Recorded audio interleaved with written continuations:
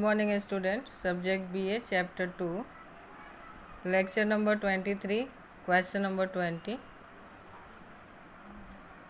Question है Frederick Winslow Taylor principle of scientific management. Okay ये question बहुत important है क्योंकि इसमें 1 मार्क के बहुत सारे क्वेश्चंस बनते हैं, इसलिए सारे पॉइंट्स को ध्यान से देखना.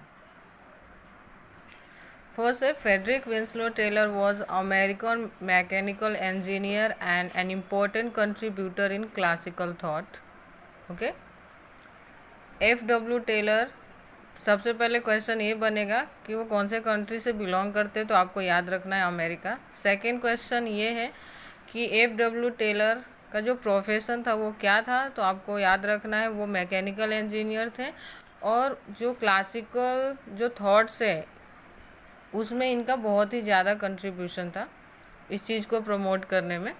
ओके, तो यहाँ से जो क्वेश्चन बनते हैं उसको आपको याद रखना है.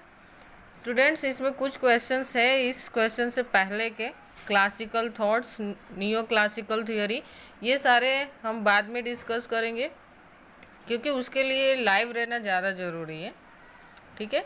सेकेंड पॉइंट आता है in the starting phase he join as apprentice in a factory. जब इनका एजुकेशन कंप्लीट हुआ तो एज अ जॉब उन्होंने किसी कंपनी, किसी फैक्ट्री को ज्वाइन किया था. थर्ड पॉइंट आता है after contributing in various company he become a manager in Bethlehem steel company. Okay, बहुत सारे कंपनी में एज ए इंजीनियर अपना कंट्रीब्यूशन देने के बाद, जॉब करने के बाद उन्होंने वैथलहैम एक स्टील कंपनी थी जहाँ पे उन्होंने मैनेजर के पोस्ट पे काम किया. ठीक है. तो ये भी क्वेश्चन बन सकता है कि वो किस कंपनी में मैनेजर के लिए जो फर्स्ट टाइम अपॉइंट हुए, तो आपको याद रखना Bethlehem steel company. During this period F.W. Taylor was for the first time presented principle of scientific management. Okay, when F.W. Taylor presented principle of scientific management, तो याद रखना है जब वो मैनेजर के पोस्ट पे वैथलहैम स्टील कंपनी में work कर रहे थे उसी टाइम के दौरान उन्होंने first time principal of scientific management का जो थॉट्स था, थ्योरी था, उसको प्रेजेंट किया था. And hence he is known as a father of scientific management, और इसीलिए इनको साइंटिफिक मैनेजमेंट का फादर कहा जाता है.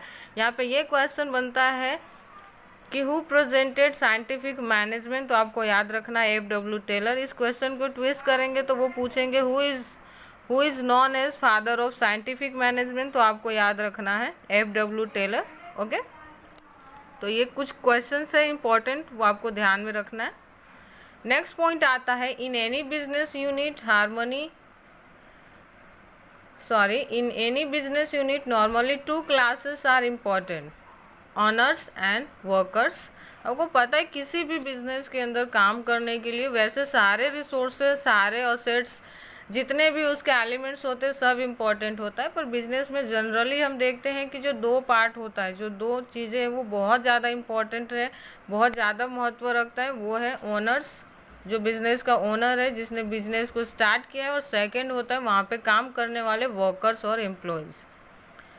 Owner means managers who main purpose is optimization of profit and wealth. जो ओनर, जो कि फर्स्ट पार्ट है बिजनेस का, वो क्या चाहता है हमेशा कि वो बिजनेस के जो प्रॉफिट एंड वेल्थ है उसको किस तरह से ऑप्टिमाइजेशन करे, मीन्स कि किस तरह से इंक्रीज करे डे टू डे. जबकि जो हमारे सेकंड पार्ट है, जो हमारे वर्कर्स और एम्प्लॉयज़ होते हैं, वो क्या चाहते हैं, employees are interested in higher wages and job satisfaction. जो कि वर्कर ये चाहते हैं कि उनको हाई से हाई वेजेस मिले और उनको जॉब सेटिस्फेक्शन, जिस एटमॉस्फेयर में वो काम कर रहे हैं वहाँ से उनको सेटिस्फेक्शन मिले, वहाँ का एटमॉस्फेयर ऐसा हो कि वहाँ पे उनको काम करने में अच्छा लगे. तो आप देख रहे हो कि यहाँ पे दोनों की सोच अलग है. एक प्रॉफिट मैक्सिमाइज करना चाहता है और दूसरा जॉब सेटिस्फेक्शन और हायर वेजेस चाहता है, जो कि दोनों एक कंडीशन में पॉसिबल ही नहीं है. As a result conflict arises in maintaining harmony between two group, और यहाँ से प्रॉब्लम की शुरुआत हो जाती है. उनके बीच में कॉन्फ्लिक्ट, वॉर स्टार्ट हो जाता है उनके बीच में. हार्मनी मीन्स कि गुड रिलेशन मेंटेन करने में दोनों ग्रुप के बीच, ऑनर और जो वर्कर्स हैं उनके बीच में जो रिजल्ट होता है, जो एक अंडरस्टैंडिंग होनी चाहिए, वो दिखती नहीं है और इसकी वजह से उनके बीच में लड़ाइयाँ शुरू हो जाती हैं. Frederick Taylor challenge this traditional method and started develop new method. क्योंकि वो खुद एक बहुत सारे फैक्ट्री में काम किए थे फेडरिक टेलर ने, इसलिए उनको पता था कि किस वर्कर्स और जो ऑनर्स है वो किस तरह के चैलेंजेस फेस कर रहे हैं ट्रेडिशनल मीन्स कि जो पुराना मेथड चलता आ रहा है कंपनी के अंदर वो उसमें। तो उन्होंने क्या किया कि जो ट्रेडिशनल मेथड था, जो पुरानी जो थॉट्स थी, विचारधारा थे, आइडियाज़ थे, उसको चैलेंज किया और उन्होंने एक नया थॉट डेवलप किया जिसको हम साइंटिफिक मैनेजमेंट कहते हैं। Workers were asked to do work as per order in traditional method. जो पुरानी जो ओल्ड मेथड थी उसमें क्या कहा जाता था, वर्कर्स को ऐसा कहा जाता था कि आपको ये काम करना है और वो उसी काम को करते थे। आप करना चाहो एज अ वर्कर, आप उसमें इंटरेस्टेड हो या नहीं हो, उसमें वहाँ पे कोई मैटर नहीं करता था ये चीज़ें। आपको ऑर्डर दिया गया है मीन्स कि आपको वहाँ पे काम करना ही करना है। तो उससे क्या होता था कि यहाँ पे जो सेकंड ग्रुप थी, जो वर्कर्स और एम्प्लॉयज़ का, उनकी खुद की कोई वॉइस नहीं थी, वो गलत को भी सही कह नहीं सकते थे, ठीक है। और जो सही है ऑलरेडी, जो सही है, जो सच है, उसको भी वो ऐसा नहीं कह सकते थे कि ऐसा नहीं, ऐसा होना चाहिए। मीन्स कि वहाँ पे वो कुछ कह नहीं सकते थे, क्योंकि आपको अगर वेज चाहिए, आपको यहाँ जॉब करना है, तो जो ऑनर आपको कहते हैं वो आपको करना पड़ेगा। वो था traditional method. This is called rule of thumb. There was no voice of worker. और इसी कॉन्सेप्ट को रूल ऑफ थंब कहा गया था, जहाँ पे वर्कर को जो कहा जाए वो करना था।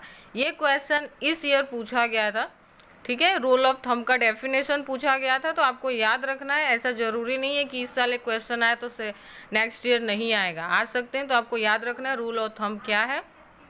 तो workers were asked to do work as per order. Order के हिसाब से काम करना कहाँ पे होता था, ये इंपॉर्टेंट, ट्रेडिशनल मेथड में। और इसी कॉन्सेप्ट को रूल ऑफ थंब कहा जाता था।